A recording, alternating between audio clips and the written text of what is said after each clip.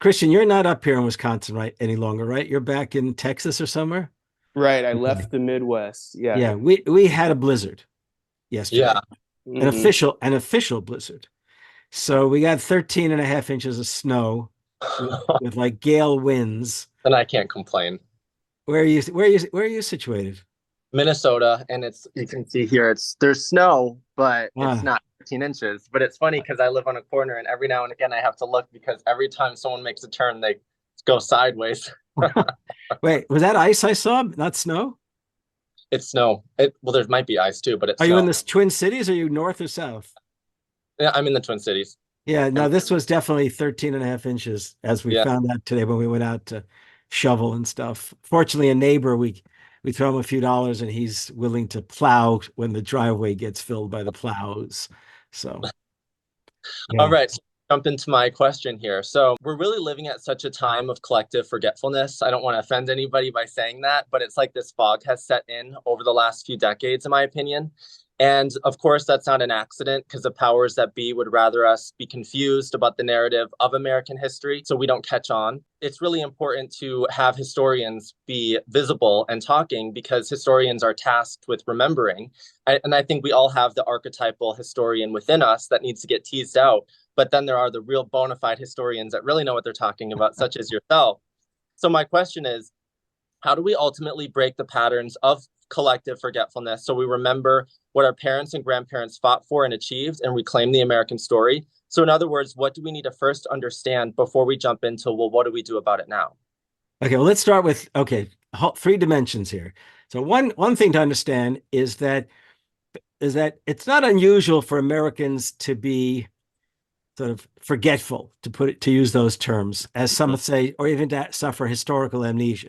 That's not unusual. Americans have a lot of history around them. They study it in schools, but I don't think they're getting a history that offers a narrative that they find useful or challenging intellectually or engaging. This goes back to before you guys were born, back in the 70s when I was already graduated from college and in graduate school and then beginning my teaching during the late 70s. It was really evident to those of us who are concerned about such things that there was a war on working people. And the war on working people that was being pursued by the corporate powers that be with not only Republican conservatives, but also with quite a few Democratic politicians.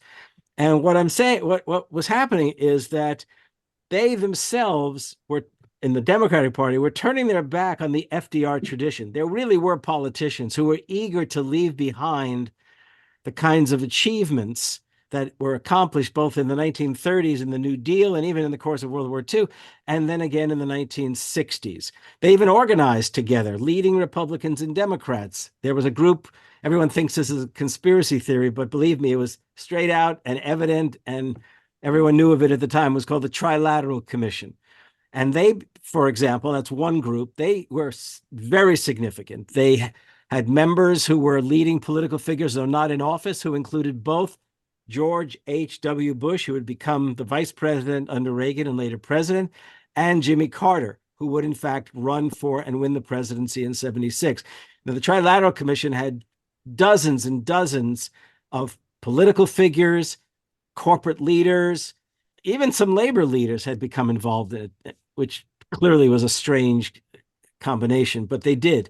And this group commissioned a report, which was really a public statement of how they viewed the world.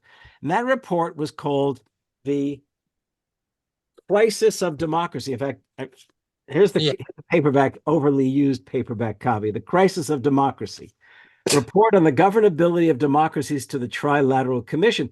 And you should know that this was published by New York University Press for them. So it wasn't published by some, obscure publisher, but a major academic university press.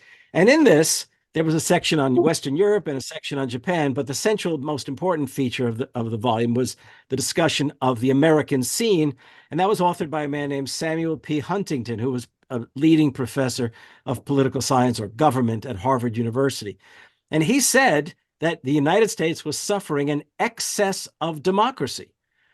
And he laid out who needed to be targeted to kind of dampen down and suppress this surging democratic fever or spirit. And he referred to public employee unions. He referred to the women's movement. He referred to the poor people's campaigns. He referred to the student movement. And I'm leaving out a number of others. But then he targeted also what he called the liberal media as somehow responsible for partly inciting this democratic surge, but also he called them value-oriented academics and intellectuals, which is to say humanities and social science professors, that these were the folks who were causing the problems. And they said that if you suffer an excess of democracy, you need to reduce the democratic spirit, or at least dampen it or constrain it or corral it. So basically that involved not simply, seriously, a corporate war on labor, an effort in the 70s, which was launched as early as the early 70s, to break unions, to not just to bust union organizing efforts, but to break unions themselves. They launched a major public media campaign calling for deregulation of corporations, reduction of taxes, basically with the idea that you have to liberate business in order to address the economic anxieties people were suffering and the inflation that was underway, and indeed even the unemployment that was rising. It was a very strange economic mix. You had inflation and unemployment at the same time. Now, what they did is they began to target the democratic achievements, as I said a moment ago, of the 30s and the 60s. And that meant targeting three particular groups and movements. So it involved targeting the labor movement, because back in the 30s, the National Labor Relations Act had been passed, and the National Labor Relations Board had been created. And the idea was to disable working people from organizing, and especially then from staging strikes. The second thing was it was going to target the women's movement, which was viewed as a serious threat to democracy because of all the kinds of demands they were making on the system. And as well, it meant targeting the civil rights movement, because the civil rights movement, especially in the last year or so of Martin Luther King's life in 67 into early 68, King himself had started to turn the civil rights movement to become a poor people's movement. And they viewed the poor people's movement as demanding ever more of a welfare state in the United States. So the 70s sees the launching of this class war, you might say, on working people. And the other thing it did is that it spent a lot of money kind of telling a corporate version of history and trying to, if you like, convince young people that they had no futures. It's going to sound funny if they didn't major in business. So I remember back in the 60s, nobody wanted to study business. It was considered an embarrassment. And if you did, you would go undergraduate degree in the liberal arts and then go for a master's degree.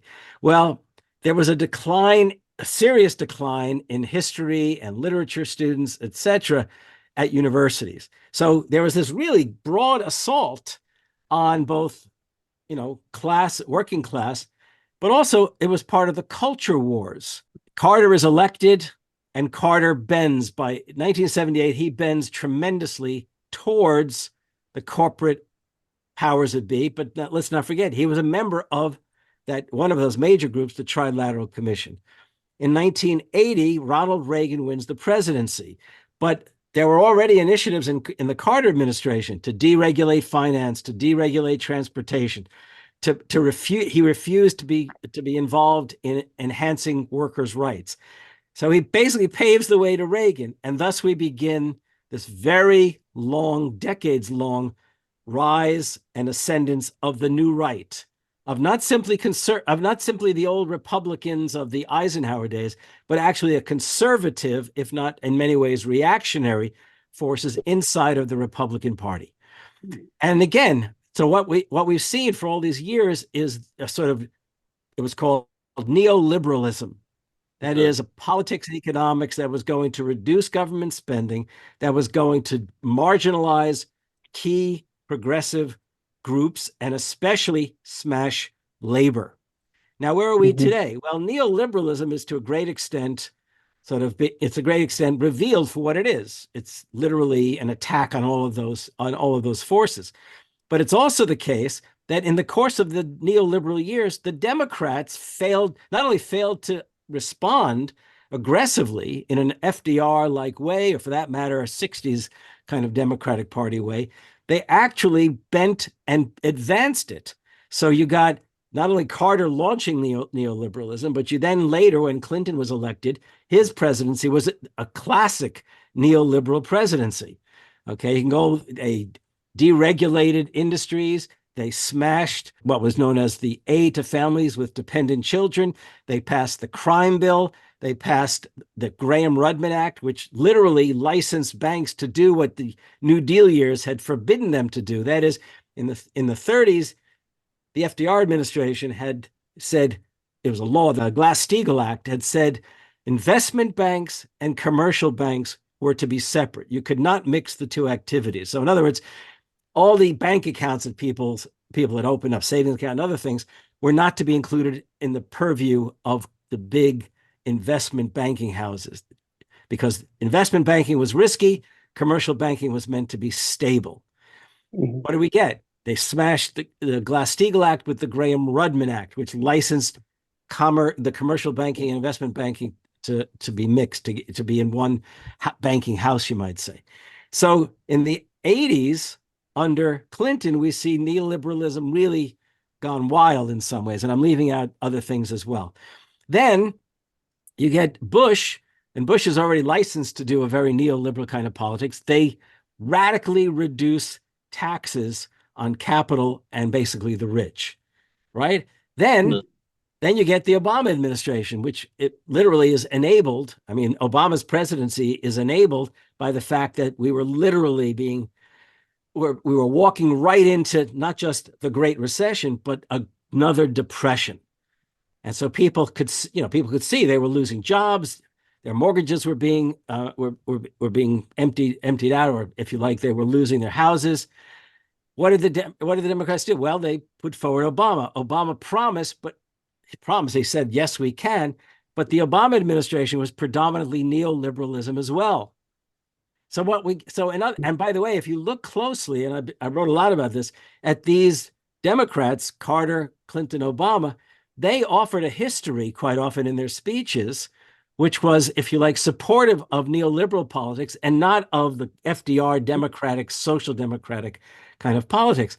So people became utterly disgusted with neoliberalism. And by the way, in states such as up here in the Midwest, like Michigan and Wisconsin and down in Pennsylvania, states went through their own kinds of slow depression. When the North American Free Trade Association was created, or the treaty was approved under Clinton, which, by the way, was a George H.W. Bush project, but the Democrats under Clinton approved it. And what did it do? Well, it literally helped to deindustrialize Pennsylvania, Michigan, and Wisconsin. So when Obama's in office, there was practically nothing done to kind of restore the economic vitality and health of these places. And not only that, towards the end of the Obama administration, he was proposing a Pacific version of the North American Free Trade Agreement.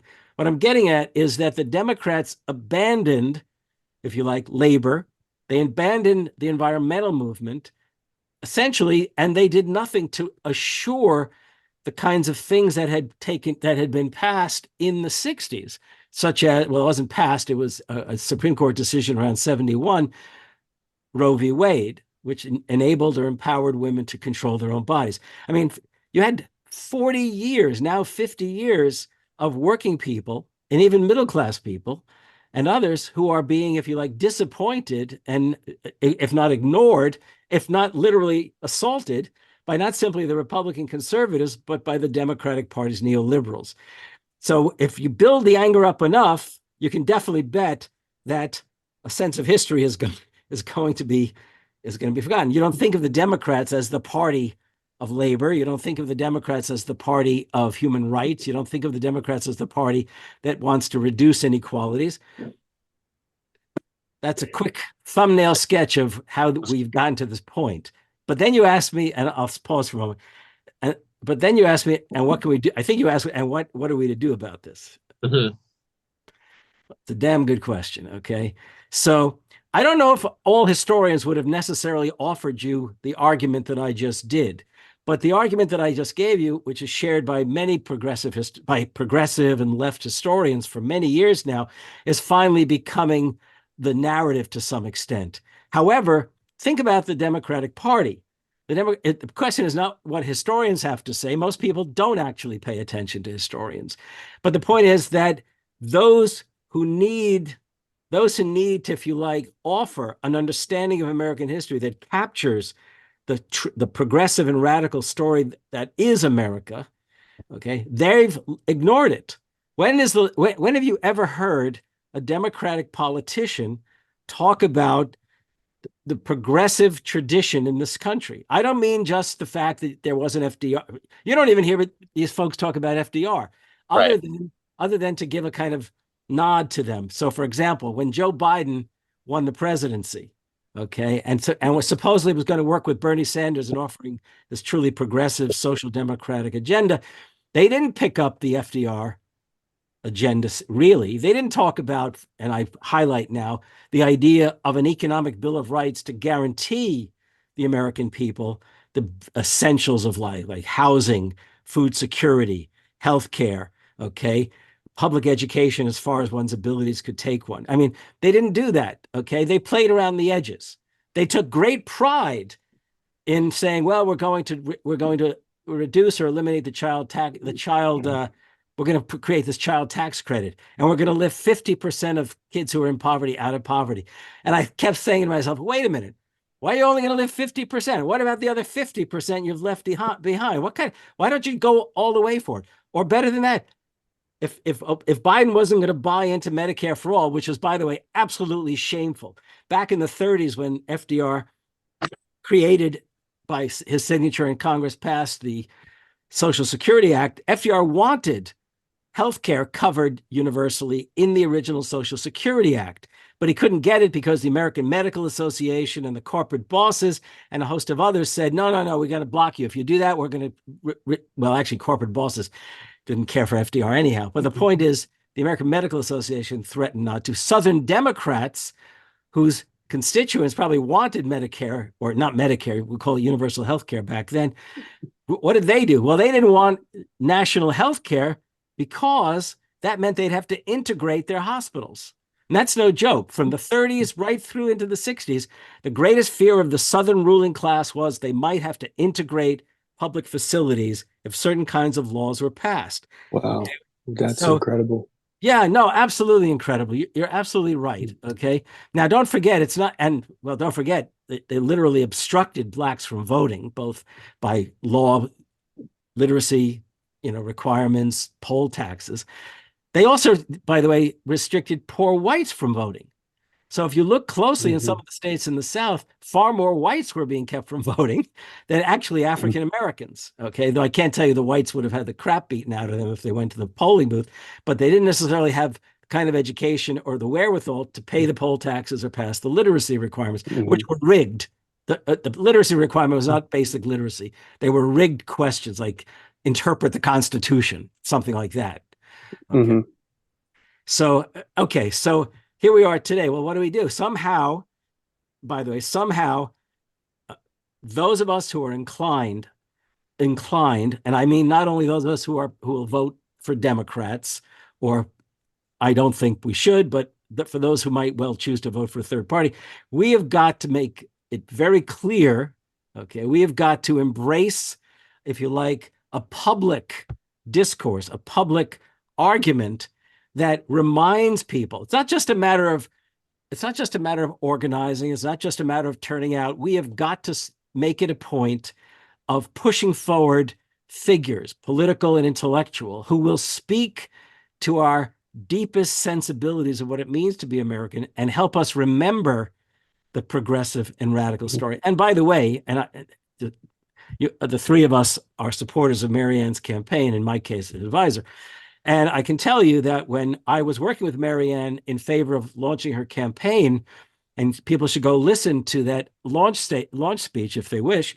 Number one, she was keen on making that launch statement a reminder to Americans of what it takes to live up to the American promise, what it took to create an American Revolution, what it took to secure the rights of women to vote, what it took to secure African Americans' freedom and also to secure their capacity to vote, what it took for labor to secure the right to organize. These were movements, okay? They didn't just sit back and hope some politician said, make it so. People organized and rallied in favor of that. But as we do that, we have to speak in terms of what it means to be an American. Because look, sorry, I'm going on and on because I'm revved up today, but let's face it. Okay, you look at the polling, and I've got polling that we've done this past year, even on the Economic Bill of Rights question. The fact is, the majority of Americans want an Economic Bill of Rights. They want healthcare. They want free public education as far as your capacities can take you. They want food security. They want decent, comfortable housing for all. I mean, all of the things that make up for a good society by anyone's standards, Americans want, and they want government to move in the direction of guaranteeing and assuring it. We've got to connect people's lives to the history that has brought us to this situation.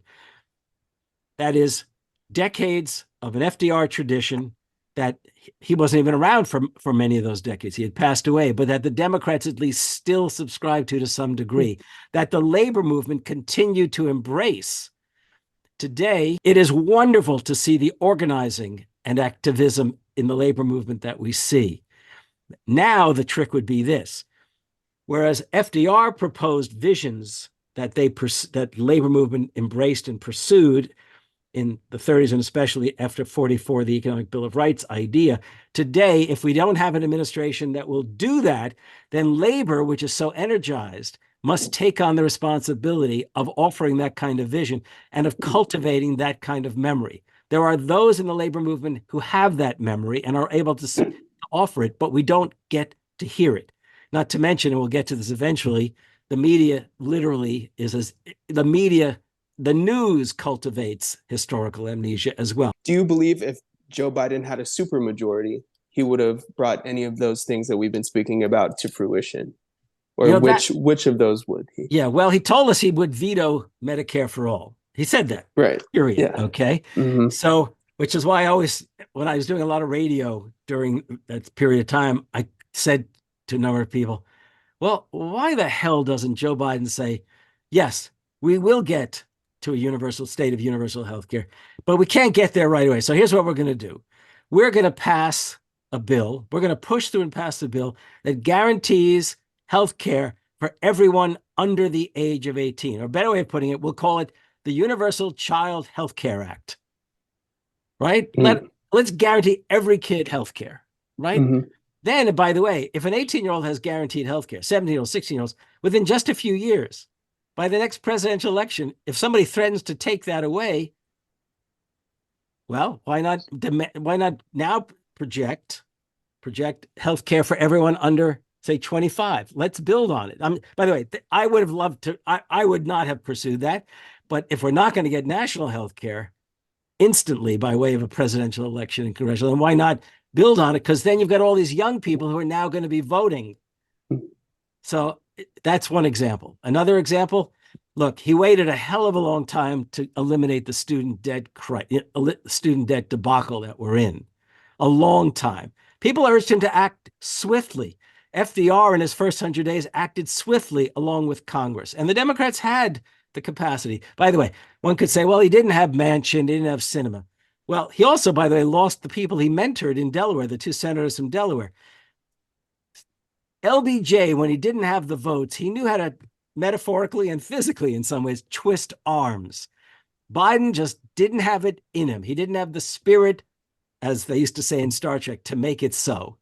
By the way, now I'm going to get to the key point and the most essential element. When Bernie Sanders was running in 2020, I believe it was, there was a town hall on CNN. And it might have been Anderson Cooper who said to him, what will you do if when you're elected, what will you do if when you're elected, say the Supreme Court blocks some of these initiatives? Or, Congress doesn't go along. He says, wait a minute. If the American people have voted for me, we know what they're voting for, right?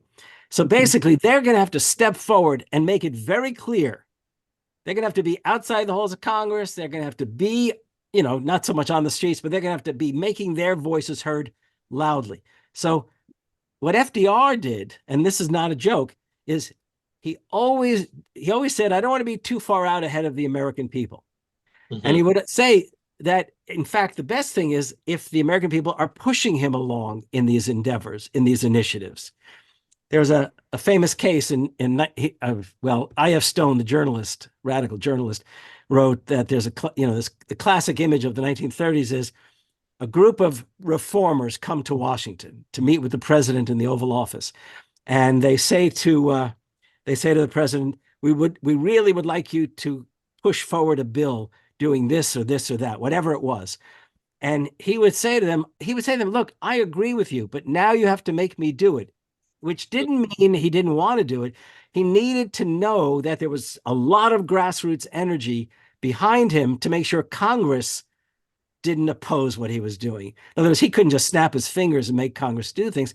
They needed to know that the American people, in the great majority, are demanding this. So he said, go out and make me do it, which is to say, go out and make me and Congress realize this must happen. So similarly, if Biden was going to pursue an FDR presidency, which was what he essentially said he aspired to, then it wasn't just a matter of tinkering with one or two senators.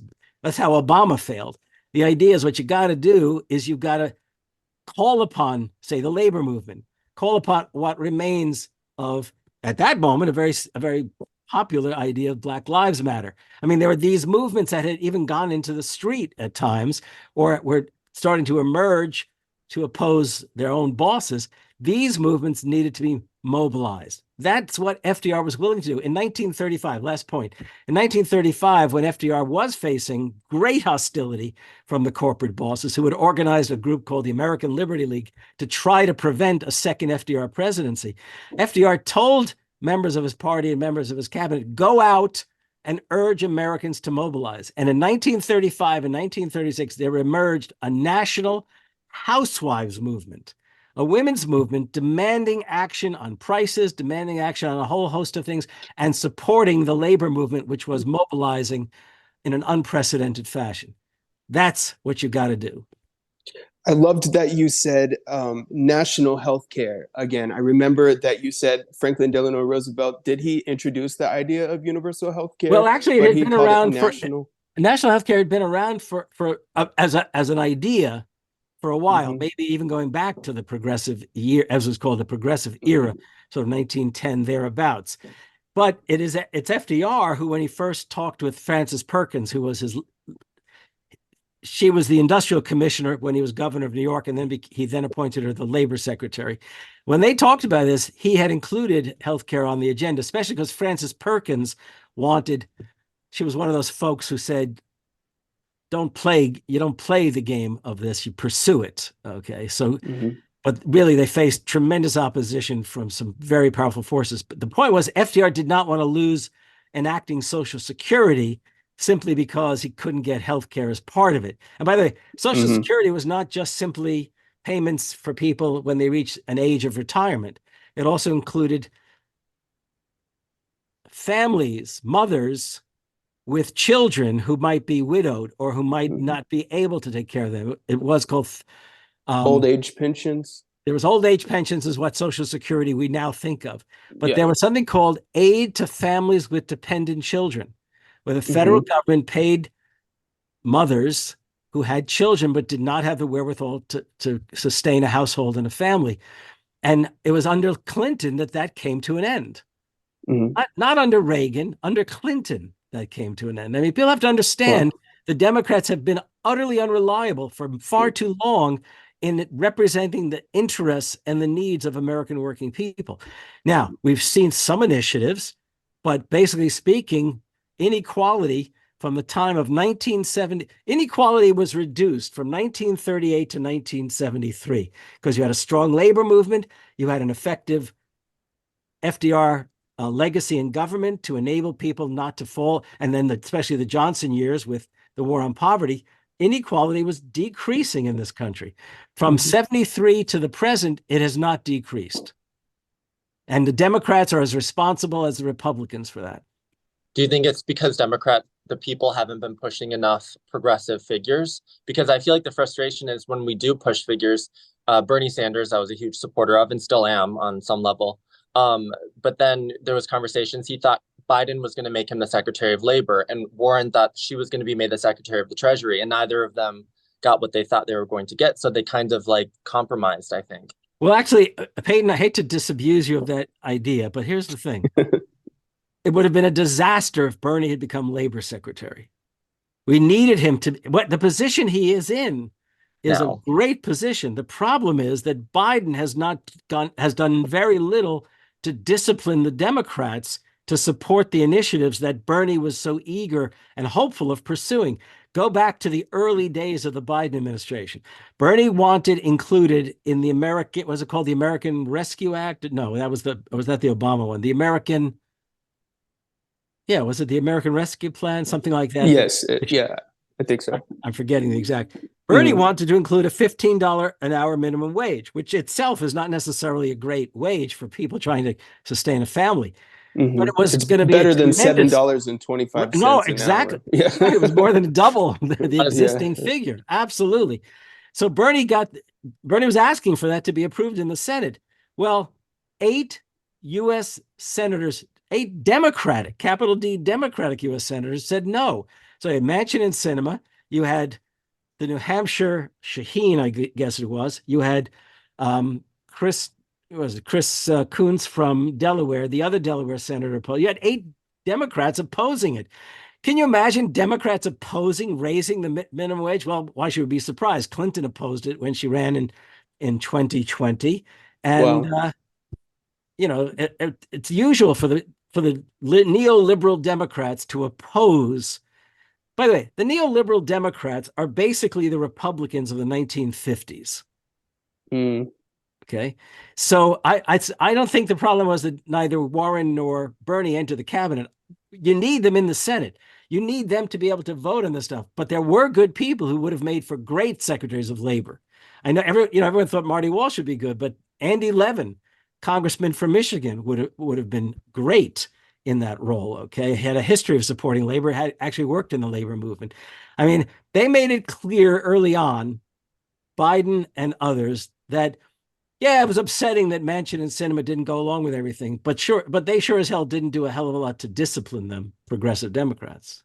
Whereas FDR was unafraid to, he said, I welcome their hatred while he was pursuing these things. That was the corporate bosses. He welcomed their hatred.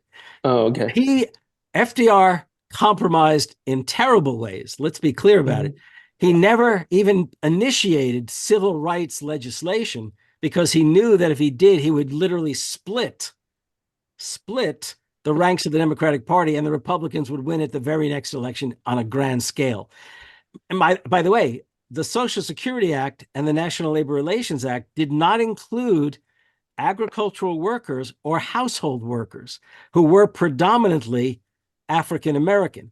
Now, the Southern Democrats, the white supremacist Southern Democrats of the 30s, could not say, well, we're going to block publicly. They could not say, we're going to have the law state blacks should not enjoy Social Security and labor rights. They couldn't say that. That's unconstitutional by the 14th Amendment. What they chose to do was they chose the occupations that would exclude blacks. Now, there were many whites who ended up being uncovered, and vast numbers of Mexican Americans in the Southwest who were agricultural workers who were left uncovered. But FDR thought, we'll get Social Security, and then over time, we'll mobilize and get it through Congress. And little by little, that's what happened. By the time of the 60s, they covered such folks. But he did pursue very progressive. I mean, seriously speaking, I tend to think of the 1930s as a kind of almost an American Revolution of sorts, because of the mobilization of farming people and working people around an agenda to bring about dramatic changes in American life. I just hope it doesn't have to get to that point before another revolution, at the ballot box. Bernie was right in saying he remember his motto was we're going to pursue a political revolution.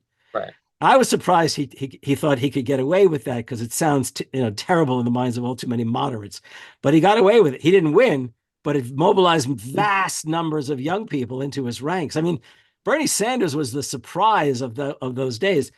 He's older than I am by a good number of years, in fact. But Bernie Sanders was in what then, his mid-70s? And here it was. He had this army of young people, okay, many of whose parents were Republicans, but they were turning out. And then he was mobilizing people to send in $27 as a donation. Who would have thought you could find a way to get people to donate if they weren't rich? I mean, it was remarkable. And by the way, I mean, the shame of it is that Marianne hasn't been able so far to reproduce that. But her following among young people, if you look at those youth polling, right? I mean, first of all, when she launched, she was like the greatest hero on TikTok, right? I mean, people loved her, number one. Then it turns out that in the polling, if young people, say 30 and under, were voting for the Democratic candidate, Marianne Williamson would be the Democratic candidate, right? Now, I do want to now, by the way, let me tell people in case they're interested. This coming Tuesday evening, they're launching, a group of young people are launching something called Young Progressive Democrats of America. They're not in the Democratic Party. It's Progressive Democrats as in small p, small d, but it implies, Progressive Democrats. YPDA, it's called. YPDA, Young Progressive Democrats of America. These are some very dear friends of mine around the country. And they are holding an event on Tuesday at 7 p.m. Eastern Time. And their guest for the first evening, it's going to be a major set of conversations, will be Marianne Williamson. Okay. Oh, excellent. Okay. And how does one get to it? Here's what you do. You go to ypda.org, and that's their website. And you fill in your name, because what they're going to do is they're going to send Zoom links to everyone who'd like to be there. Okay, Zoom links. And so if you sign up, you'll get a Zoom link. So it's going to be like a massive Zoom link town hall of young people. Okay. There you go. All right. Fantastic. Okay. That's awesome. I actually didn't know that. On another note, it is scary to realize, of course, we all hear like history repeats itself, but wars repeat themselves because history repeats itself. So that's terrifying. But I was just thinking if I was reading Doris Kearns Goodwin's book, No Ordinary Time, and I thought it was interesting when it seemed like FDR was sort of leaning into foreign policy and foreign affairs at one point and leaning out of domestic issues. And of course, Eleanor was the exact opposite. She was very domestic focused. And she said, we don't need to offer people, we don't just need to offer the amelioration of stress or the lightening of stress, but genuine economic reform.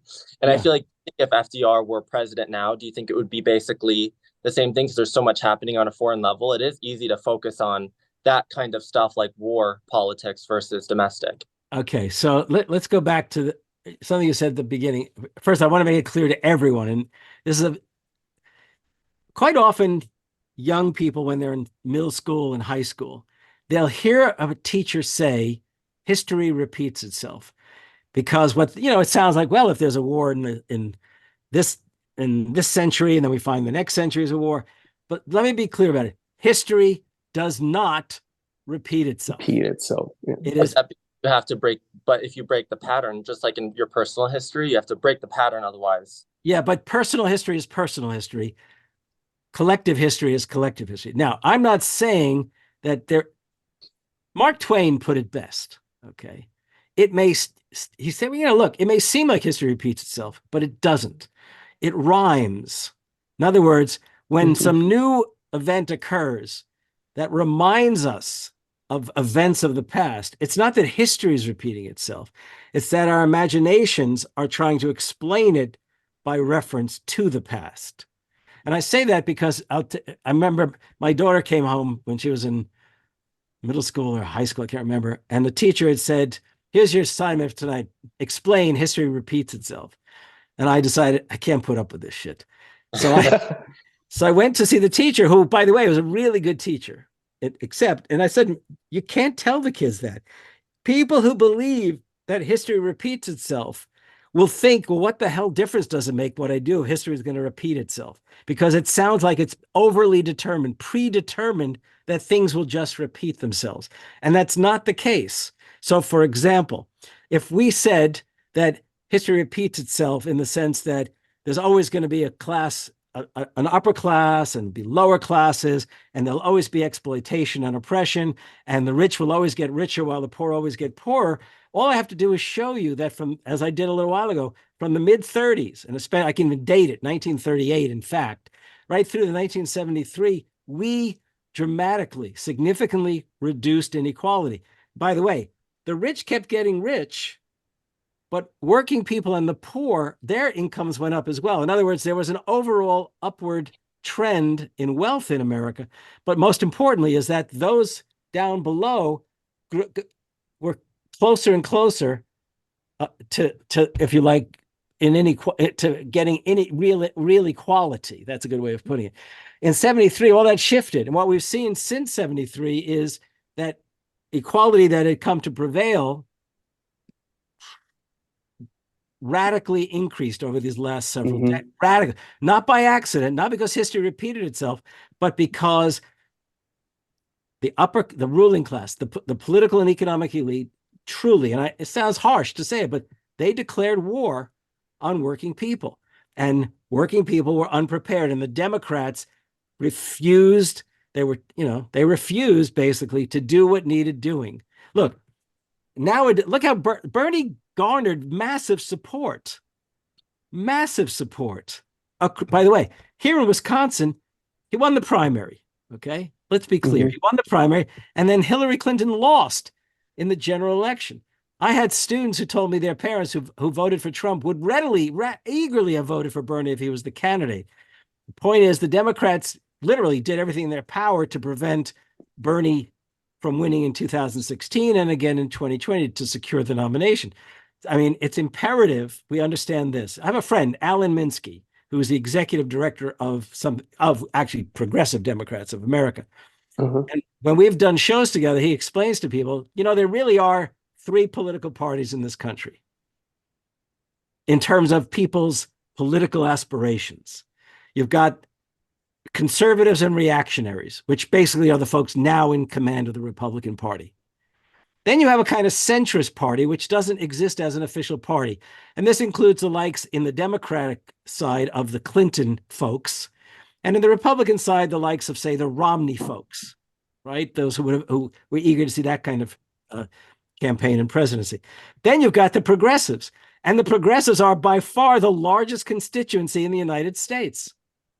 If you count the polling that people say, we want healthcare, we want public education as far as people can go, we want food security for all. I mean, we want healthcare. I mean, it's over and over again. The trick is, how do we secure a party, presumably the Democratic Party, to become that progressive party? Okay. And look, I mean, that's one of the reasons Marianne was running and is running, is to try to get people might say, I can't speak for Marianne. I know her well enough. I think she would approve of what I'm about to say. She wanted to pull that Democratic Party back to the Roosevelt progressivism.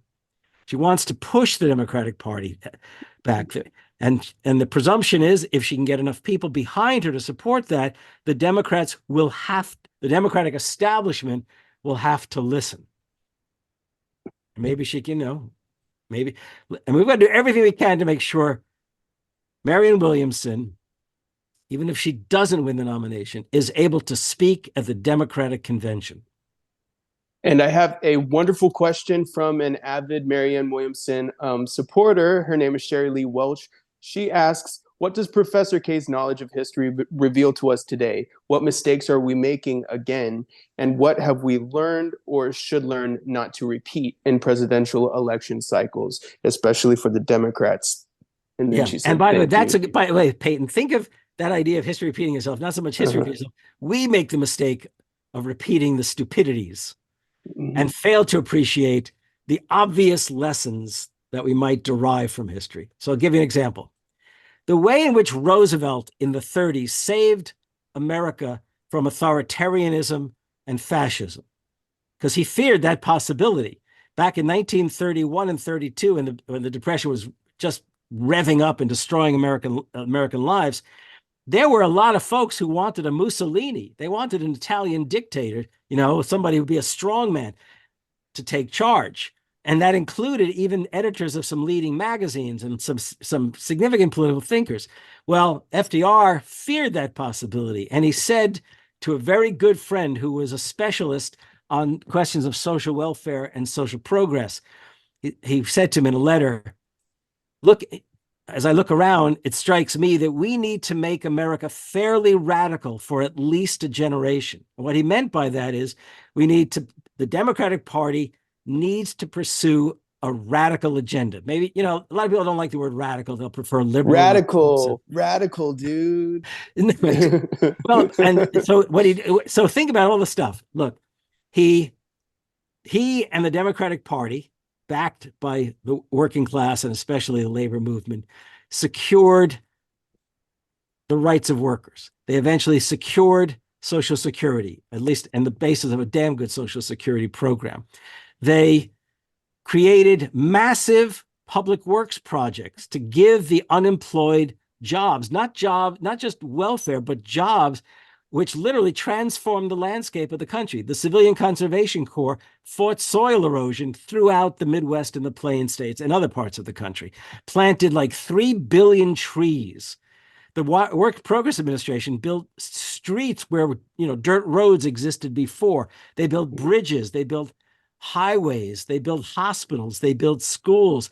New post offices were provided to communities. Artists were given work painting murals inside of those. Theaters were created. It was called the Federal One. It created an arts program, a writers program, a music program, and a theater program. Millions and millions of Americans for the first time got to see live theater all around the country in small towns as well as big cities. He put people to work building the nation. Now, in 2007, 8, 9, as the Great Recession began to grab hold of the nation, well, what should have happened when Obama became president, he said, yes, we can, but he ignored, number one, mobilizing the young people and working people who were ready to make things happen. And he also failed to pursue projects that would engage the energies of young people and working people in making and building a nation anew. Similarly, what we need to think about today is, how do we mobilize the energies of young people? Here's another idea I used to tell my students. If Obama was serious with Yes, We Can, then he would immediately create a national service program in which every young person graduating high school, technical school, or college will be assured 2 years of employment working in some kind of nation-building capacity, along with others of their generation. That would not only build the nation or rebuild the nation, it would also build a sense of solidarity and progressive possibilities among young people. Did you ever hear anything about that? No. I mean, the Democrats have not had the imagination. These are the kinds of things one could imagine doing. So to me, the terrible tragedy of our history for so many years is we've literally ignored the things that are right there that our parents, grandparents, and for some young people, great-grandparents 2 million young men took part in the Civilian Conservation Corps. 2 million, or the number might even be higher, maybe 3 million. Okay. The other thing is that there was something called the National Youth Administration, which provided work-study programs so students could stay in school and make their way through college. I mean, the Roosevelt years saw nation building. We haven't seen nation building except in a smaller scale fashion, say, since the 1960s. So that's, to me, the lessons that we can derive from the past. If you're going to save democracy, you have to extend and deepen it. You don't save democracy simply by saying, all those people voting Republican are idiots, or they don't know what they're doing. You've got to save it by extending and deepening democracy, which involves engaging people in nation building, engaging people in bettering both the nation and their own lives. I remember when in 2020, she talked about a referendum for 1 year of mandatory public service. And then later she said she kind of went overboard with that one by making it mandatory because we already asked young people for too much. I think it was those between 18 and 27 or something like that. Yeah. Does she ever talk about what you just talked about? I have not heard her talk about that. I mean, she may have been a little burned when she brought that up, by folks saying you're going to make it mandatory. There's something about the fact that in the 30s there might well have been the Civilian Conservation Corps was not mandatory. Okay, national service, it sounds mandatory, sounds like a military draft. Frankly, I think a lot of young people would have been happy over the years to pursue 1 to 2 years of national service. I mean, think of it as like a super duper internship, right? I mean, it'd be great. There would be incentives, if you have to go place in the country, you can't okay. Yes. Imagine, so the Democrats might say, how can we afford to give everyone free public higher education? So why not do this? How about free public higher education for all young people who are prepared, free public higher education for all young people who are prepared during their summer times to work in some kind of national service. Not unpaid national service, but, a paid kind of national service. But you're going to get the free tuition if you do that. Mm-hmm. What I also like, by the way, is that it would build solidarity amongst young people, a sense of who they are as a generation. Okay, not simply what popular culture or mass culture tells you is characteristic of your generation, like Swifties as an example of your generation, that kind of thing. No, I mean, have an experience in which you've literally transformed America. Can our generation still mobilize enough to redeem the American promise? I sure as hell hope so. If I thought that all of this was impossible, I'd give up. Mm-hmm. I'd give up. I mean, I just say, oh, the hell. Although, but then my family and friends say, you don't know how to give up, which is kind of true. I can agonize, and I can berate, and I can lament, but I wouldn't spend all my time doing that. I was listening to a Marianne lecture before she was running for president, and she referenced a quote from A Course in Miracles where it says, if it's not a happy ending, it's not over yet. That's sweet. That's not the kind of thing I would say. Marianne and I are decidedly different people, by the way, but we are very, very, very good friends. Very good friends. Yeah. We say Marianne speaks from the heart chakra. I know you wouldn't use that term either. And maybe you speak from the mind chakra or energy. That's interesting. That's very interesting. I think I speak from the heart, but the heart informed by history. So I said to me, look, I'll be honest right here with everyone. I told Marianne when we were first starting to become friends, and she was asking me about should she run for president again. And I said to her, the first thing you have to understand, Marianne, is I don't think I've used the word spiritual more than a dozen times in my entire life. And that was an exaggeration, perhaps. But it is the case that I generally don't feel comfortable with questions of the spirit, unless we're talking about spirit of history that endows us with certain kinds of imaginations and aspirations. So, and I said to her, but maybe my sense of history and your sense of the spirit can work together. And that's yin and yang. Yeah. We have another question from Marianne Williamson for Prez 2024 fan account. It says, what does Harvey believe can or should be done by supporters to overcome the mainstream media blackout of Marianne's campaign? News Nation debate was a great start. Okay. Well, Marianne and I have agonized about that. And for the past 9 months, ever since she announced, we have not just agonized, but talked about possibilities. Look, the first thing is, if there is a billionaire listening who likes Marianne, start buying airtime for Marianne. Okay. Especially on a network. Yes. Oh, yes. On a network. Right. Wherever you can. And the reason I say that is, look, if people see what Marianne is offering as an agenda platform, they have to say, wow, that sounds good, because that's what most Americans want. But the media ignoring her has literally so marginalized her that a lot of people don't know that she's out there. That's the tragedy. Mm-hmm. Absolutely. People have said to me since I retired at the outset of the pandemic. Not that I wanted to, but the pandemic sort of compelled it. And I said, people say, well, what do you do? And what do you do now that you're retired? And I said, well, I do a lot of shows with people. I love talking to young people. I do a lot of those things. I also spend a lot of time campaigning along with Alan Minsky and others for the idea of an economic bill of rights. I'm trying to get the labor movement involved in this and so on. But the other thing is and I hesitate for a moment before I tell them, I said, I've also advised some political candidates. I was an advisor, very close advisor to Nina Turner in Cleveland. She really wanted to pursue the Economic Bill of Rights. We're still very, very close, Nina and I.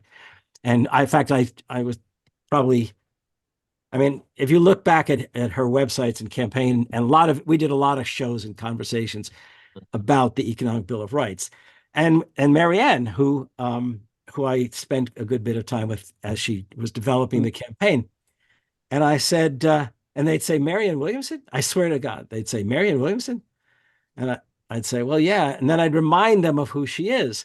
And then some of them would actually say something like, well, I don't quite see you and Marianne Williamson in any way as a team. And I said, and I explained to them that basically Marianne Williamson is the only candidate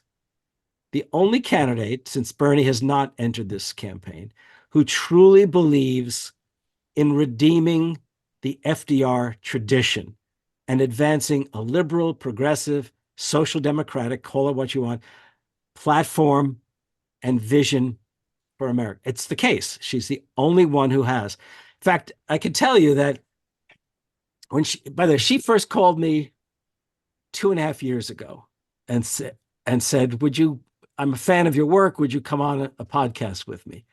I said, sure. And I'm being quite honest. I didn't know who she was other than the fact that I knew something about her career, very little, but something. And you saw her on Oprah one time? No, I never watched Oprah. Sorry. By the way, I would have loved to have been on Oprah myself because it would have turned my books into bestsellers. Right. but as soon as I accepted, and I wasn't even sure what we were going to talk about, she just said, come on the show. I went out and bought this book. Which is the first book with the word love in the title since I bought Eric Fromm's The Art of Loving back in the 1960s, a book you probably don't know about. Okay. And I read it and I was astounded. I honestly was astounded. It was a little more spiritually inclined than I would be, but it was very much historically informed and really committed to the kinds of things that I wanted to see a candidate commit to. At that point, she wasn't talking about Economic Bill of Rights, but the FDR tradition was very much a part of that book. And I said to a friend who, like me, is not necessarily inclined to think spiritual. And I said, do me a favor. This is a young colleague my best buddy here in Green Bay. I said, read this book. He read it and he said, my God, you're right. You're right. His name is John Shelton, a good friend. And so I did the 1 hour podcast with her. We ended up in a conversation afterward by way of the Zoom, the technology. And we ended up in an almost daily exchange of ideas and also who are you, who am I, that kind of thing. And then a week later, we did it, 2 weeks, maybe it was, we did another one on what would FDR do about inflation? And then I said, it'd be great to have you come out to Green Bay to talk. Because when I retired, they created a Harvey Kaye State of Democracy Speakers Series at the university.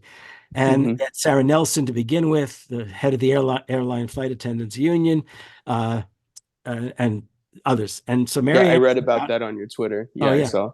So Marianne came out and she and I spent a whole day basically talking about politics, her aspirations, her upset at the state of the Democratic Party, and we were pretty much on the same place with the idea that we are missing out because of our lack of historical memory on the obvious, I don't like to say lessons from history, but the obvious learning from history that we could do. And that learning would be, again, the 1930s New Deal period. And that's when she said, do you think I ought to run? And I'll make the long story short. And I said, they really need to hear you and they really need to hear this agenda. And it would be great to have you run and I will do what I can. And then eventually what I can became advising her. So, yeah, we need to learn these so history doesn't rhyme itself.